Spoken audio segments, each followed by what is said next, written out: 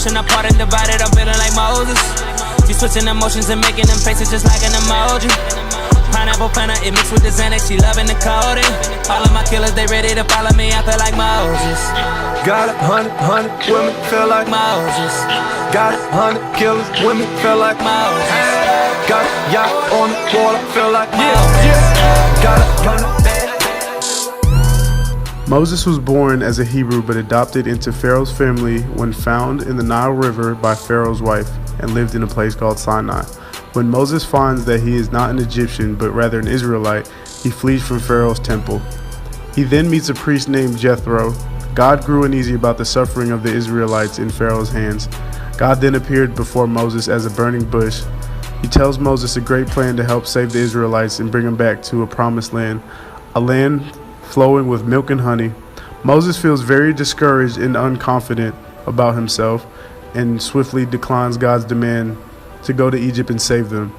At first, God was very furious at Moses, but then shows his mercy by giving him a staff that parts the Red Sea and escapes the Egyptians.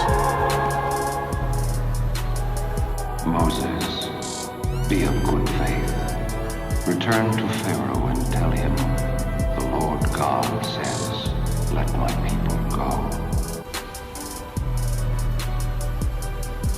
God then tells Moses to bring his brother Aaron for help. Moses and Aaron go off to Egypt where they demand Pharaoh to release the Hebrews.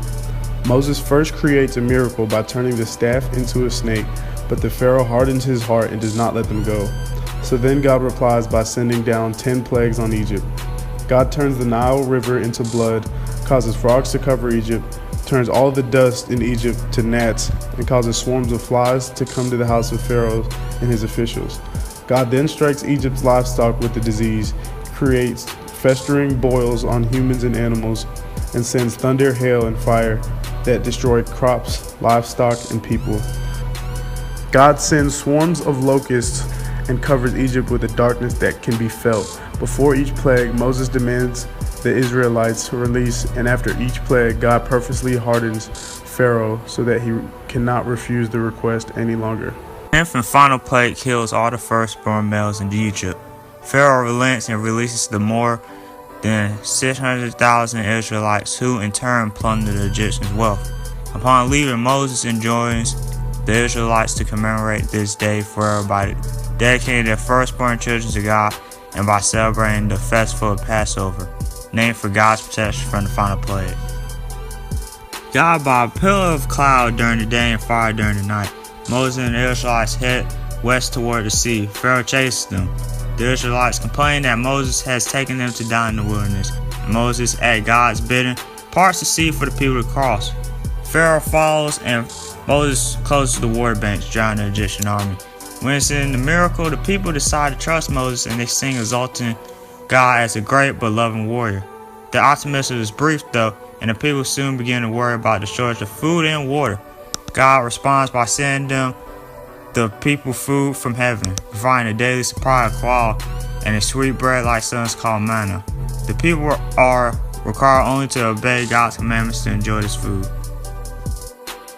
3 months after the flight from Egypt, Moses and the Israelites arrive at Mount Sinai, where God appears before them, descending on the mountain in a cloud of thunder and lightning. Moses climbs the mountain, and God gives Moses 2 stone tablets with 10 commandments inscribed on them regarding general ethical behavior, as well as an extended series of laws regarding worship, sacrifices, social justice, and personal property. God explains to Moses that if the people will obey these regulations, he will keep his covenant with Israel and will go with them to retrieve the Canaanites, the land promised to Abraham. Moses descends from the mountain and relays God's commandments to the people. The people agree to obey, and Moses sprinkles the people with blood as a sign of the covenant. Moses then ascends to the mountain again, where God gives him more instructions, this time specifying in great detail how to build a portable temple called an Ark of Covenant, in which God's presence will dwell among the Israelites. God also emphasizes the importance of observing the Sabbath day of holy rest. Moses comes down from the mountain after 40 days, only to find that Aaron and the Israelites have now erected a new idol, a golden calf that they are worshiping in revelry, in direct defiance of the Ten Commandments. Moses breaks the stone tablets on which God has inscribed the new laws, and God plans to destroy the people. Moses intercedes on the Israelites' behalf, begging God to relent and to remember his covenant. Pleased with Moses, God is appeased and continues to meet with Moses face to face. God reaffirms his covenant with Moses in fashioning a new stone tablets to record his decrees. He declares himself to be a compassionate, loving, and patient God. At Moses' direction, the Israelites renew their commitment to the covenant by erecting a tabernacle just as God commanded, according to the new specifications God had outlined.